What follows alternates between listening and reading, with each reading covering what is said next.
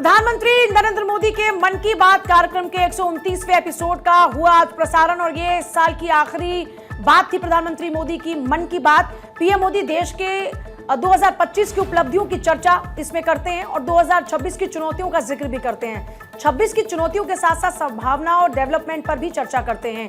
PM Modi ने अपने संबोधन की शुरुआत करते हुए कहा कि कुछ ही दिनों में साल 2026 दस्तक देने वाला है। मन में पूरे एक साल की यादें घूम रही हैं, कई उपलब्धियां भी हैं जिन्होंने देश को एक साथ जोड़कर रखा।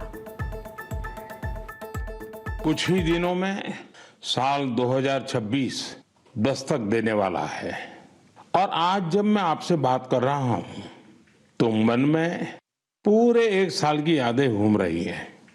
कई तस्वीरें, कई चर्चाएं, कई उपलब्धियां जिन्होंने देश को एक साथ जोड़ दिया।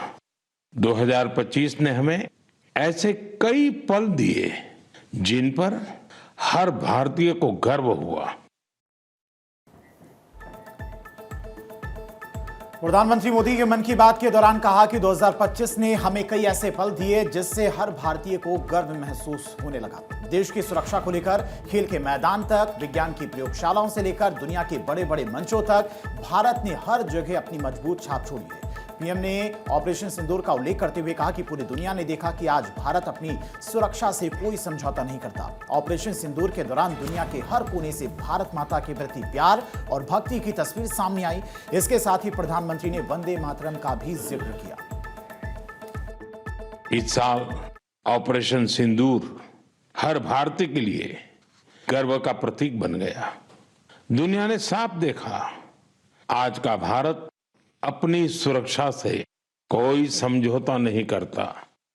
ऑपरेशन सिंदूर के दौरान देश के कोने कोने से मां भारती के प्रति प्रेम और समर्पण की तस्वीरें सामने आई। लोगों ने अपने अपने तरीके से अपने भाव व्यक्त किए। इस साल की शुरुआत में कुंभ के भव्य आयोजन का उल्लेख करते हुए प्रधानमंत्री मोदी ने कहा कि इस आयोजन ने पूरी दुनिया को हैरान कर दिया। उन्होंने कहा कि 2025 में आस्था, संस्कृति और भारत की अनोखी विरासत सब एक साथ देखने को मिली। साल की शुरुआत में प्रयागराज महाकुंभ के आयोजन ने पूरी दुनिया को हैरान किया और साल के आखिर में अयोध्या में राम मंदिर में झंडा फहराने की सेरेमनी ने हर भारतीय को गर्व से भर दिया। 2025 में आस्था, संस्कृति और भारत की अद्वितीय विरासत सब एक साथ दिखाई दी। साल के शुरुआत में प्रयागराज महाकुंभ के आयोजन ने पूरी दुनिया को चकित किया। साल के अंत में अयोध्या में राम मंदिर पर ध्वजारोहण के कार्यक्रम ने हर भारतीय को गर्व से भर दिया। इस दौरान प्रधानमंत्री नरेंद्र मोदी ने काशी तमिल संगम का भी उल्लेख किया। उन्होंने कहा कि इस साल वाराणसी में काशी तमिल संगमम के दौरान तमिल सीखने का खास जोर दिया और तमिल सीखो तमिल कर कमलम थीम के तहत वाराणसी के 50 से अधिक स्कूलों में खास कैंपेन चलाई गई। प्रधानमंत्री मोदी ने कहा कि तमिल भाषा दुनिया की सबसे पुरानी भाषाओं में से एक है और मुझे खुशी है कि आज देश के दूसरे हिस्सों में भी युवाओं में और बच्चों में तमिल भाषा के प्रति एक नया आकर्षण नजर आ रहा है और यही भाषा की ताकत है और यही भारत की एकता है।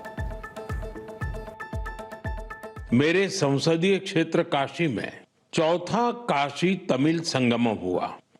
इस साल वाराणसी में काशी तमिल संगमम के दौरान तमिल सीखने पर खास जोर दिया गया था। लर्न तमिल, तमिल कराकलम, इस थीम के तहत वाराणसी के 50 से ज्यादा स्कूलों में विशेष अभियान भी चलाए गए। और वहीं गृहमंत्री अमित शाह गुजरात के दौरे पर हैं। सबसे पहले गृहमंत्री अमित शाह ने नेशनल कॉन्फ्रेंस IMA नेटकॉन 2025 में हिस्सा लिया। इस कार्यक्रम के दौरान में अमित शाह ने कहा कि कोरोना में मैं भी बीमार पड़ा था। हमारे डॉक्टर्स ने बगैर रुके, बगैर थमे काम किया। डॉक्टर्स को सरकार ने उस समय जो काम बोला वो भी किया और जो नहीं बोला डॉक्टर्स ने वो भी किया। मैं खुद 3 बार बीमार पड़ा था कोरोना में और गृह मंत्रालय कोरोना की मुहिम को देख रहा था, कोरोना का खिलाफ लड़ाई को देख रहा था। मुझे मालूम है किसी भी क्षेत्र में काम करने वाले किसी भी डॉक्टर ने कभी ना नहीं बोला, अपने सेहत की चिंता करे बगैर लोगों की सेवा। और शायद ही विश्व में ऐसा कहीं उदाहरण लोगों के सामने होगा कि एकजुट होकर, एक मुश्त होकर, अपने स्तर की चिंता करे बगैर, अपने होदे की चिंता करे बगैर, हर डॉक्टर केवल मरीज की चिंता और मरीज से अपने रिश्ते को पवित्रता से निभाने का काम करता था। इस दौरान अमित शाह ने कार्यक्रम को संबोधित करते हुए कहा कि गुजरात में रिटायर्ड डॉक्टर्स ने बिना पैसे के कोरोना में काम किया, जिनमें कई को कोरोना भी हो गया था। डॉक्टर्स का सेवा भाव देश के सामने। पीएम मोदी जी चाहते हैं कि देश 2047 में विकसित बनाना है। देश को विकसित बनाने में आप लोगों का सहयोग जरूरी है। सबसे पहले हम स्वच्छता मिशन को लेकर आए, इससे स्वास्थ्य का बहुत बड़ा जुड़ाव है। तो कार्यक्रम को संबोधित करते हुए अमित शाह ने आगे कहा कि स्वच्छ भारत मिशन के तहत में हर घर में टॉयलेट का मिशन चलाया गया और फिर फिट इंडिया का प्रोग्राम भी सामने आया। डॉक्टर्स को जो सलाह मरीजों को लिखते उसको जीवन में उतार लो, यानी कि डॉक्टर्स जो आपको सलाह देते हैं उसे जीवन में उतारिए तो काफी बेहतर होगा। इसके लिए कानून लाने की जरूरत नहीं है। उन्होंने आगे कहा कि इस 11 साल में एक समग्र दृष्टिकोण के साथ में एक बहुत बड़ी हेल्थ इकोसिस्टम बनाने का प्रयास किया गया। हमने सबसे पहले स्वच्छता मिशन लेकर हम आए और हर घर में शौचालय बनाने का अभियान भी हमने चलाया। 2014 से लेकर 2025 तक इस 11 साल में होलिस्टिक व्यू के साथ एक बहुत बड़ी हेल्थ इकोसिस्टम बनाने का प्रयास किया गया है। प्रयास पिसमिल है, जितना प्रचार होना चाहिए इतना हुआ भी नहीं है और श्रृंखला बनाकर किसी ने आज तक रखा भी नहीं है, तो दिखाई भी नहीं पड़ता है। मगर मैं आपको आज पूरी श्रृंखला याद कराने का प्रयास करता हूं। सबसे पहले हम स्वच्छता मिशन लेकर आए, हर घर में शौचालय बनाने का अभियान चलाया। आप सब समझते हैं स्वास्थ्य से इसका कितना जुड़ाव है। इस दौरान गृहमंत्री ने कहा कि अगर शहर, गांव, कस्बे स्वच्छ हो जाते हैं तो घर के आसपास की चीजें स्वच्छ हो जाएंगी और कई सारी बीमारियां पैदा होने से रुक जाएंगी। स्वच्छ भारत मिशन में हमने हर घर में शौचालय बनाने का मिशन पकड़ा और स्वच्छता अभियान में हिस्सा लिया। इसके बाद फिट इंडिया आया और आप आदत अगर सही कर ले तो कई सारे काम सही हो जाएंगे। उसके बाद खेलो इंडिया लेकर हम आए और योग से लेकर स्वास्थ्य निश्चित हुआ और सबका स्वास्थ्य अच्छा हुआ। यूपी पुलिस के वरिष्ठ अधिकारियों के सम्मेलन पुलिस मंथन वरिष्ठ पुलिस अधिकारी सम्मेलन 2025 का दूसरा दिन है। 4 सेशन में मुख्यमंत्री योगी आदित्यनाथ भी मौजूद रहे और इस दौरान में सीएम योगी ने पुलिसकर्मियों कर्मचारियों को पुलिस पदक दिए। पुलिसकर्मियों को मुख्यमंत्री उत्कृष्ट सेवा पदक से भी सम्मानित किया गया। सीएम योगी आदित्यनाथ ने पुलिस अधिकारी सम्मेलन को संबोधित करते हुए कहा कि स्मार्ट पुलिसिंग का रोडमैप तैयार है। अपराध के खिलाफ किसी भी तरह की कोई लापरवाही बर्दाश्त नहीं की जाएगी। यूपी में पहले दंगे होते थे, अब यूपी में दंगे अराजकता बंद हो चुकी है। यूपी पुलिस की छवि बदल गई है। देश के 75% एक्सप्रेसवे यूपी में है। आप याद करिए, अगर उत्तर प्रदेश में ऐसे ही दंगे होते, ऐसे ही गुंडागिर्दी होती, अराजकता होती, महीनों महीनों कर्फ्यू रहता, क्या हमारे बारे में धारणाएं बदल जाती? हमने उस धारणा को बदलने के लिए प्रयास किए, आउट ऑफ बॉक्स सोचा, कानून के दायरे में रह करके कानून के दायरे का हर एक व्यक्ति को एहसास कराया। अगर सुरक्षा नहीं होती तो हमारा इंफ्रास्ट्रक्चर इतना मजबूत नहीं।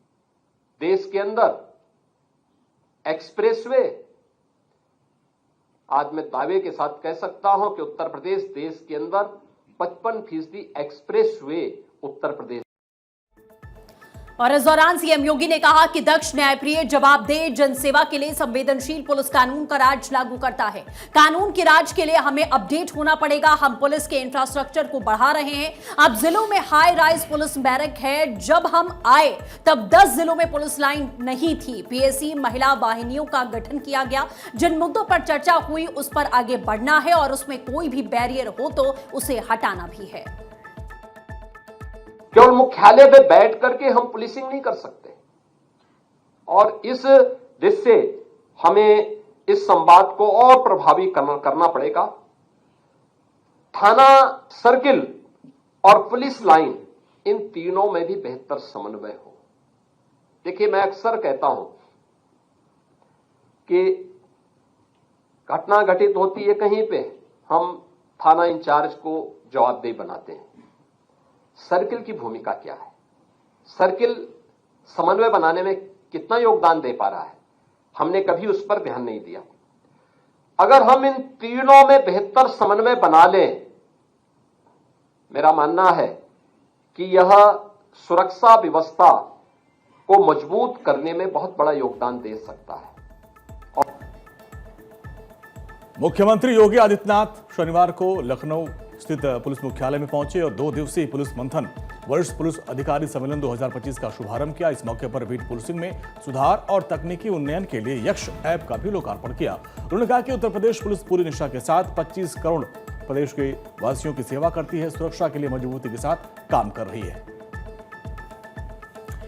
और वहीं केंद्रीय मंत्री धर्मेंद्र प्रधान ओडिशा के दौरे पर हैं। सुबह केंद्रीय मंत्री ने अंगुल में स्वच्छता अभियान में हिस्सा लिया और फिर स्वच्छ सुंदर सबुजा अंगुल कार्यक्रम के तहत में सड़क पर झाड़ू भी लगाई, कूड़े को उठाया और लोगों से अपील भी की कि अपने शहर को साफ रखना सिर्फ प्रशासन की जिम्मेदारी नहीं बल्कि नागरिकों और आम जनता का भी फर्ज है। केंद्रीय मंत्री धर्मेंद्र प्रधान ने कहा कि हमने अंगुल शहर में स्वच्छता अभियान चलाया। उन्होंने कहा कि जिला प्रशासन और अंगुल शहर के लोग स्वच्छ भारत अभियान में हिस्सा लेने और सफाई अभियान को आगे बढ़ाने के लिए एक साथ आए। और उन्होंने ये भी कहा कि एक नागरिक के तौर पर यह हमारा कर्तव्य है और जिम्मेदारी है कि हम अपने शहर को साफ रखें। आज हमारे शहर में हम लोग मिलके, हमारे जिला केंद्र अंगुल शहर में सबने मिलके स्वच्छ भारत अभियान की तरह आज हमने स्वच्छता के अभियान पे लगे।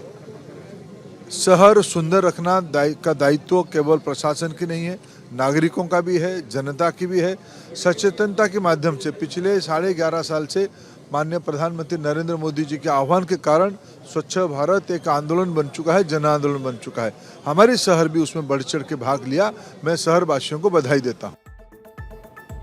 प्रधानमंत्री मोदी का स्वच्छ भारत मिशन अब एक जन आंदोलन बन चुका है। हमारे शहर में इसमें बढ़ चढ़कर लोग हिस्सा ले रहे हैं, ऐसा धर्मेंद्र प्रधान की ओर से कहा गया। उन्होंने कहा, मैं देशवासियों को बधाई देता हूं और इस मौके पर केंद्रीय मंत्री ने वायु प्रदूषण के मुद्दे को लेकर प्रतिक्रिया भी दी है। उन्होंने कहा कि सभी स्टेक होल्डर्स को एक साथ लाकर हमें अपने जिले और अपने शहर के एयर क्वालिटी इंडेक्स को कम करने के लिए मिलकर कार्य करना होगा। सभी को इसकी जिम्मेदारी लेनी होगी और इसे लोगों का आंदोलन बनाना होगा।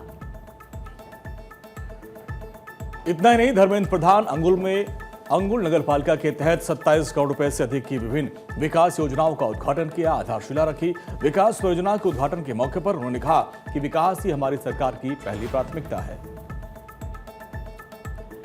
और वहीं राष्ट्रपति द्रौपदी मुर्मू भारतीय नौसेना की स्वदेशी रूप से निर्मित कलवरी श्रेणी की सबमरीन INS वागशीर पर सवार होती हैं।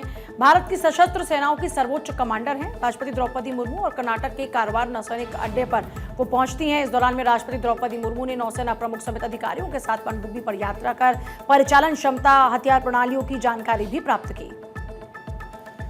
राष्ट्रपति द्रौपदी मुर्मू के इस विशेष दौरे के वक्त नौसेना प्रमुख एडमिरल दिनेश कुमार त्रिपाठी भी मौजूद थे। पनडुब्बी पर उच्च नौसैनिक अधिकारियों और पनडुब्बी के कमांडिंग ऑफिसर ने राष्ट्रपति मुर्मू का स्वागत किया। इस दौरान राष्ट्रपति मुर्मू को नौसेना की इस पनडुब्बी की परिचालन क्षमता, स्टील्थ फीचर्स व हथियार प्रणालियों से अवगत कराया गया। साथ ही उन्हें भारतीय नौसेना के अंडर वाटर वॉरफेयर नेटवर्क के बारे में भी विस्तार से जानकारी दी गई। राष्ट्रपति द्रौपदी मुर्मू का कलवरी क्लास की पनडुब्बी का यह पहला दौरा था। भारतीय इतिहास में ऐसा करने वाली वो दूसरी राष्ट्रपति हैं। उनसे पहले पूर्व राष्ट्रपति और भारत रत्न डॉक्टर APJ अब्दुल कलाम ने एक पनडुब्बी पर यात्रा की थी। भारतीय नौसेना के इतिहास में वो एक विशेष क्षण माना जाता है। रक्षा विशेषज्ञों के मुताबिक INS और अन्य नौसैनिक प्रतिष्ठानों पर राष्ट्रपति की यात्रा न केवल नौसेना के मनोबल को बढ़ाने वाली है बल्कि कहीं न कहीं उन्हें और भी ज्यादा प्रोत्साहित करती है। राष्ट्रपति मुर्मू समुद्र में तैनाती के दौरान पनडुब्बी कर्मियों, उनकी चुनौती, उनके प्रशिक्षण, मिशन प्रोफाइल के बारे में भी जानकारी दी गई। स्वदेशी डिजाइन और निर्माण वाली कलवरी श्रेणी की पनडुब्बियां भारतीय नौसेना की अंडर वाटर क्षमता को मजबूत करती हैं।